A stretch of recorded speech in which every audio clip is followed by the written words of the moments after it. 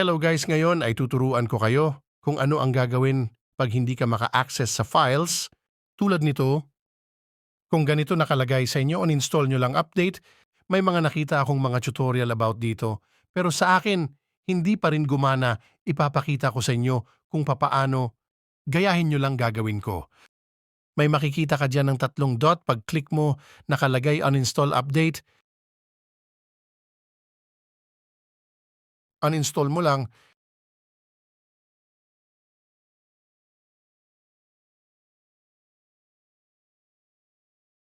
Pero hindi pa rin gumagana sa akin. Ewan ko sa inyo, baka gumana sa inyo. Ito na naman tutorial pag hindi mo alam paano uninstall update. Una click nyo ito, tapos click nyo app info. Mapupunta na kayo dito. Pero kung hindi pa rin gumana sa inyo, tapusin nyo itong video. Una downloadin nyo itong 2 apps na kakailanganin natin. Nasa Play Store lang to, lalagay ko na lang link sa comment section. Buksan muna natin developer options. Kung bukas na sa inyo, pwede nyo i-skip ang video. Hanapin nyo ang about phone, tapos build number, click nyo ng 8 beses.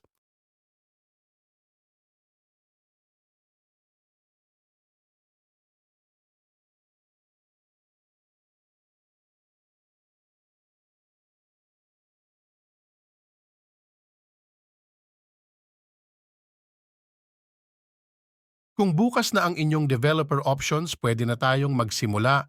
Open nyo muna ang Shizuku. May mga guide ito, pero ako na ang magga-guide sa inyo. Una, click nyo itong pairing. Pag pinindot nyo pairing ito lalabas, click nyo lang itong developer options at hanapin nyo sa developer options itong dalawa, USB debugging o wireless debugging. Buksan nyo lang pag may lumabas. Okay nyo lang pag nakabukas na click nyo ng buo yung wireless debugging.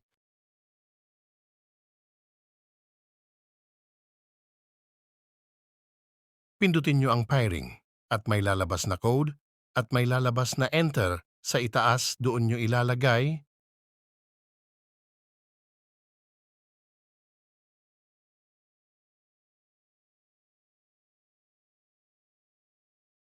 Pag nailagay nyo na, pindutin nyo lang ito.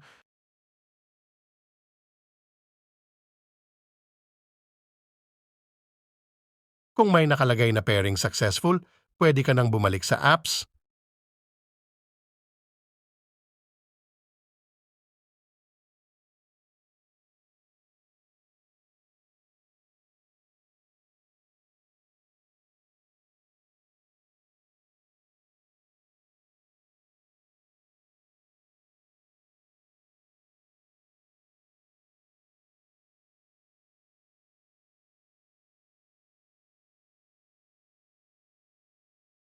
Pag nakalagay Shizuku running, it means gumagana na ang app.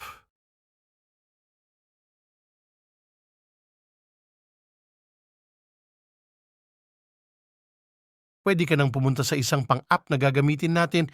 Pwede ka nang mang-move sa data o OBB.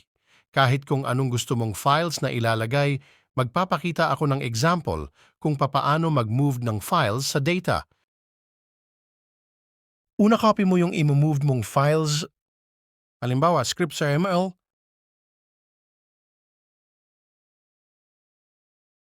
Pag na-copy mo na, sundan nyo lang gagawin ko.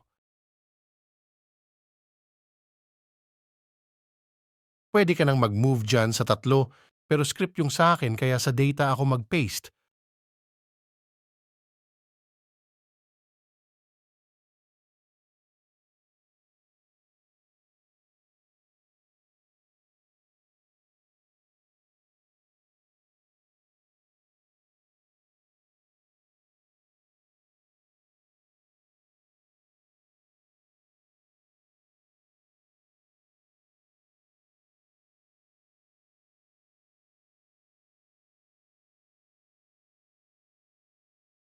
You can see gumana na kapag paste ako. Thank you for watching. Nakaabot ka sa dulo ng video ko, mag-subscribe na marami kayong matutunan na mga tutorial. May kasabihan nga, kapag marami kang alam, madali kang makakalamang